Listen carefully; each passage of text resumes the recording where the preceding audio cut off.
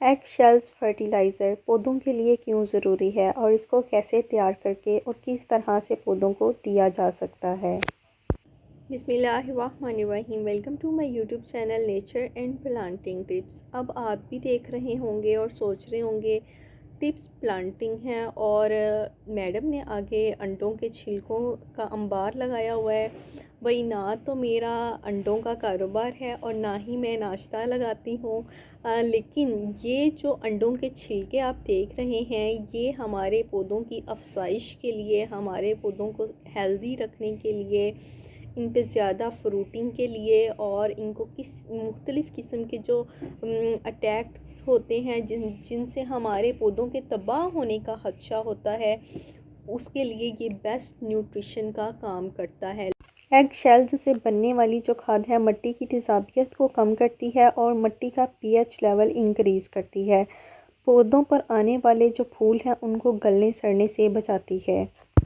انڈوں کے چھلکے معدنیات سے بھرپور ہوتے ہیں جیسے کہ کیلشیم، میگنیشیم، سیلینیم وغیرہ اور کاربوہائیڈریٹ۔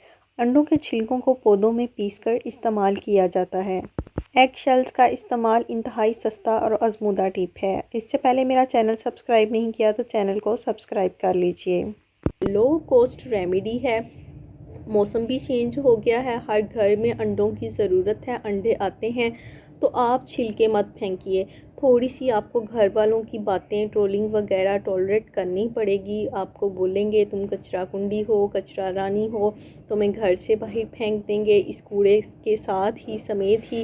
لیکن جب ہم اس کو اپنے پلانٹس میں یوز کریں گے اور ان کو بھی ہمارے پلانٹس بڑے خوبصورت، اسمائلنگ اور ہیپی نظر آئیں گے تو وہ بھی دیکھ کر خوش ہوں گے، جب تو کہیں گے واہ تمہاری ریمیڈی نے تو بہت کام کیا ہے، بہت کام کی چیز ہے، تم بہت محنت کرتی ہو۔ اور اس میں کوئی شک نہیں، گارڈننگ بہت محنت کا کام ہے اور محنت مانگتی ہے، اور یہ مہنگا شوق بھی ہے۔ اور اگر ہم اس مہنگے شوق کے ساتھ ساتھ اپنی ہوم ریمیڈیز کا یوز کر لیں، سستا شوق ہو جاتا ہے، لائک سستے میں پورا ہو جاتا ہے، کیونکہ پھر اس پہ کوئی لاگت نہیں آتی ہے، کوئی کوسٹ نہیں آتی ہے۔ آپ اگر اسٹوڈنٹ ہیں تو گھر والوں سے بھی پیسے نہیں مانگتے ہیں کہ آج ہم نے فلاں نیوٹریشن لانا ہے، فلاں فرٹیلائزر لانا ہے، فلاں کھاد لے کر آنی ہے، فلاں میڈیسن لے کر آنی ہے۔ تو یہ میڈیسنل ہرب ہے، تو ریمیڈی ہے، ہم اس کو یوز کر سکتے ہیں اپنے پلانٹس کے لیے ایزیلی۔ یہ ہم نے کچھ کلیکشن کر لی ہوئی ہے، یہ دیکھیے، اور ان کو ہم اچھے سے پیس لیں گے کہ پاؤڈر فارم میں آ جائیں، رائٹ۔ ہم اس کو اچھے سے گرائنڈ کر لیں گے۔ یہ دیکھیے، یہ ہم نے تھوڑے سے چھلکے ایک کنٹینر میں ایڈ کیے ہیں اور ہم ان کو تھوڑا سا یوں کرش کر رہے ہیں، رائٹ۔ یہ دیکھیے ہم نے ان کو کرش کیا ہے تو یہ اس فارم میں آ گیا۔ ہم اس فارم میں بھی اس کو اپنے پودوں کے تنوں کے آس پاس ڈال سکتے ہیں، لیکن جب ہم اس فارم میں ان کو ڈالیں گے تو ہمیں تھوڑا سا مٹی کے اندر ان کو دبانا پڑے گا، تو بیسٹ ہے کہ ہم اس کا پاؤڈر فارم میں اس کو کنورٹ کر لیں گے۔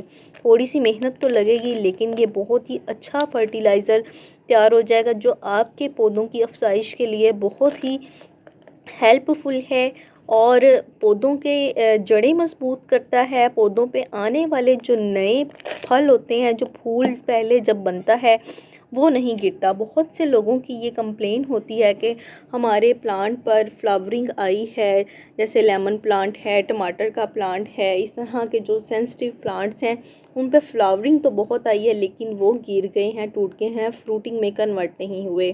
اگر آپ چاہتے ہیں کہ آپ کا جو پلانٹ ہے اس پہ جو فلاورز آئے ہوئے ہیں وہ ہمیں فروٹس بھی دیں، ہم اس کو ہارویسٹ کر کے انجوائے کر سکیں، تو آپ اس ریمیڈی کو ضرور ٹرائی کیجیے گا۔ اگر آپ کو ویڈیو اچھی لگے تو دوسروں سے ضرور شیئر کیجیے گا۔ تب تک کے لیے اللہ حافظ اینڈ ٹیک کیئر۔